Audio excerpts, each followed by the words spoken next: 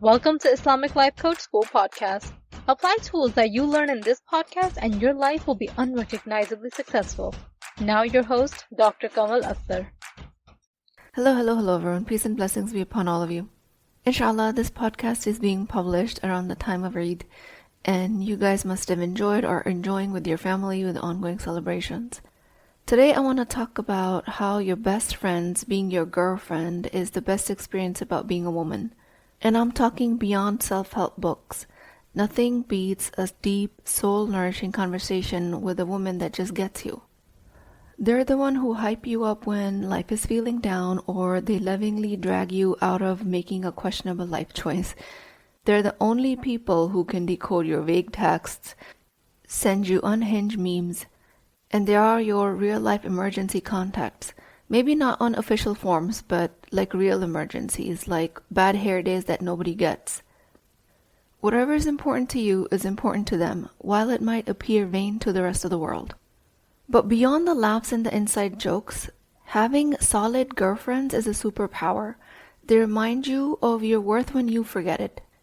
They're the ones who sit in the mess with you without rushing to clean it up or fix you.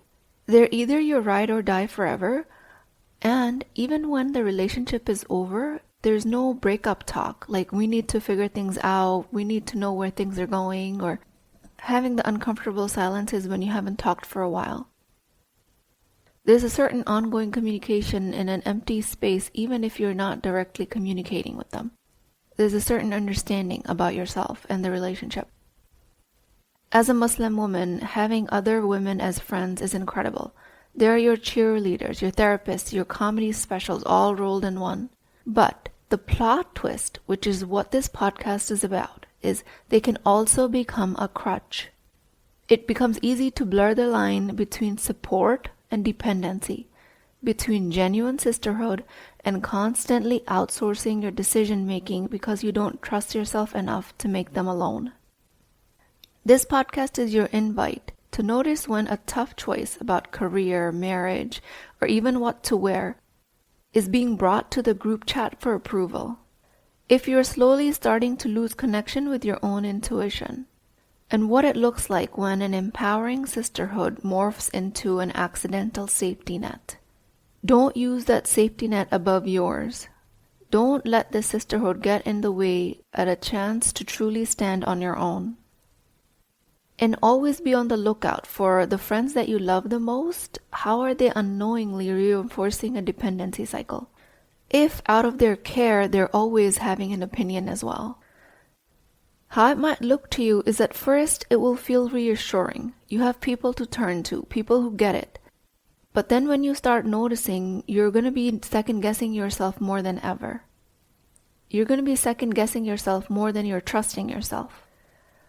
You'll start to notice that before making any choice, you will want to see if someone else can validate them. And you will need at least one or two other people to agree with you before you feel like your decision is legitimate. And slowly, without realizing it, you'll start handing over your autonomy in small, tiny, seemingly harmless ways. The difference is that seeking advice is different from seeking permission. True sisterhood reflects your strength back to you. It does not make you dependent on borrowed confidence. If your friendships leave you feeling like you can't trust anyone, it's not a sisterhood. It's a crutch. It's just another way that women are taught to play small, stay uncertain, and doubt their own brilliance. Your girlfriends should be the ones reminding you what you already know to do or not to do. This is you using your friendships as a mirror, reflecting the power back to you that you forgot that you had all along. The unspoken cost of always seeking validation and advice from others is the slow erosion of your own voice. Drowned out because before you even get a chance to hear it, you outsource an opinion from someone else. Every time you hesitate to trust yourself and instead you look outward for permission, you chip away at your own self-respect. And this is not just about needing reassurance. This becomes about outsourcing your autonomy. This is when you're allowing other people's opinions to shape your reality more than your own intuition ever can. And the more you depend on other people for answers, the more unfamiliar you become with the sound of your own brilliance. Decision-making becomes more and more of an external process, and before you know it, your life will become about unfounded fears, doubts, and limitations of those that are around you. And the worst part is, the people that you're looking to for guidance aren't even the ones who will live with the consequences of your choices. You will be living with them. This is a quiet betrayal that most women don't realize they're committing against themselves. And it does not always have to be just girlfriends. It could be your spouse, it could be your family member, it could be siblings. It could be colleagues when it comes to professional opinions. Every time you poll the room for their opinion, instead of making a choice based on what you already know deep down, you teach yourself that your judgment is not enough. And if you never let yourself be the authority of your life, you will never gain that skill. You will always feel like a guest in it. The cost of seeking constant validation is not just insecurity. Cost is forfeiting the life you're meant to live. Some of the subconscious lies that we're constantly telling ourselves about our friendships and decision making. It goes something like, if my friends don't agree, it's probably a bad idea. Sometimes your friends are just as scared as you are of big changes. Their disagreement with your decision does not necessarily mean a red flag. What if it's a reflection of their own limitations? These friends, no matter how loving, are still human. They project, they worry, they see your risks through the lens of their own experiences. If they have never taken a leap you're considering, whether maybe it's about moving cities, changing careers, or choosing to get yourself out of a toxic relationship, they might caution you against it, not because it's wrong, but because it makes them uncomfortable.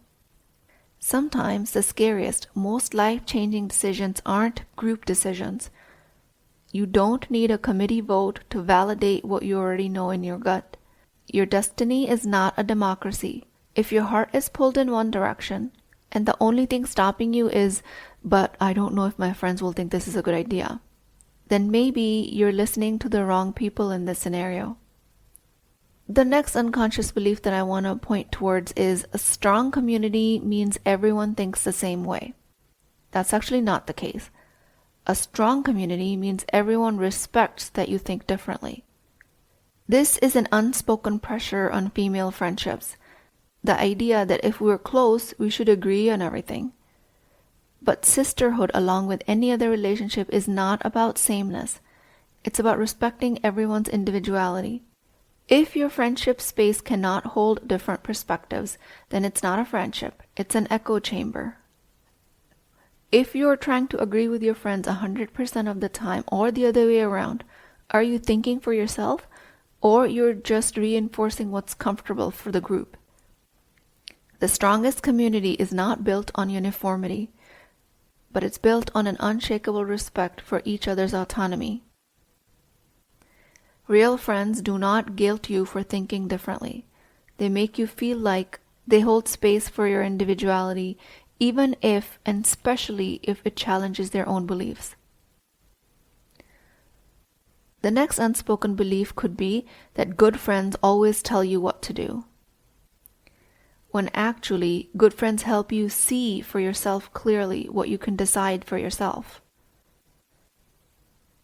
While friendships can be a helpline, and I want you to use them as such when you need it, you can call someone and they tell you the correct answer, or they guide you through life problems when your own brain might not be functioning as well. But I invite you to not make your decisions just based on this helpline. A great friend doesn't just hand you the answer. She helps you see the answer. She asks the hard questions. She reminds you of your own strengths. If you're feeling lonely, that is not a sign that you need more people. It might be a sign that you need more of yourself. You might assume that the empty social calendar or a quiet night means something's wrong, but real loneliness is not a lack of company. It's being disconnected from yourself. You can be surrounded by people who love you and still feel alone if you don't actually know who you are beyond their reflections. And you could be alone and in silence and feel completely held and nourished, just because you have a very powerful self-image created after you've been listening to your own inner guidance. What if discomfort is not isolation, but an invitation for you to reconnect with yourself? Because what happens is, the less you need approval, the more deeply you connect with the right people. When your choices depend on validation, you will mold yourself to fit expectations of others. And this will subtly silence your own opinion, instinct, and desires. It feels safe, but this is a slow erasure of who you are. And paradoxically, counterintuitively, the moment you stop chasing approval, you become magnetic to people who align with you. You no longer attract people who need you to stay small. Self-trust is the foundation of real intimacy in any relationship. If you don't trust yourself, you cannot trust your connections. Real connections require vulnerability, but vulnerability without self-trust is just insecurity looking for reassurance over and over again. Women from very early age are conditioned to play it safe, choosing what's acceptable over what's authentic to them. And the most dangerous cost of all of this is that every time you override your gut feeling to avoid conflict or to maintain harmony or just because other people aren't approving, you send yourself a message that their comfort matters more than your own truth. But this discomfort of not meeting your values does not disappear. It festers, it turns into resentment, it turns into exhaustion and burnout. If you're looking for what is missing and you don't quite see it, something is missing, and that is your voice. The voice that is meant to lead you, not a voice that's meant to be lost in other people's opinions. Don't infantilize yourself by always being hungry for somebody else to give you answers. Yes, it is very appealing to always want others to give you what the answer is, because that feels safe, that feels after the outcome of that decision you'll have somebody else to blame but yourself. But what if after an outcome of a decision you never blamed anybody, yourself or others? You made decisions based on whatever information was best available to you, and you stay content with that. What if you take every outcome of a decision as a stage in life to navigate and learn lessons from? What if there was no such thing as a wrong decision? That is the principle that I act from. If I've made a decision, even if I take other people's opinion into account, the decision is always from me. And I absolutely refuse to consider it a wrong decision, because I do believe that Allah subhanahu wa ta'ala does not put anybody in a position that they cannot handle, and that everything from Allah is for a reason. So how are you going to start this path? You're going to start embracing the mess. Normalize being wrong. If you're afraid of making bad decisions, you'll never make great ones.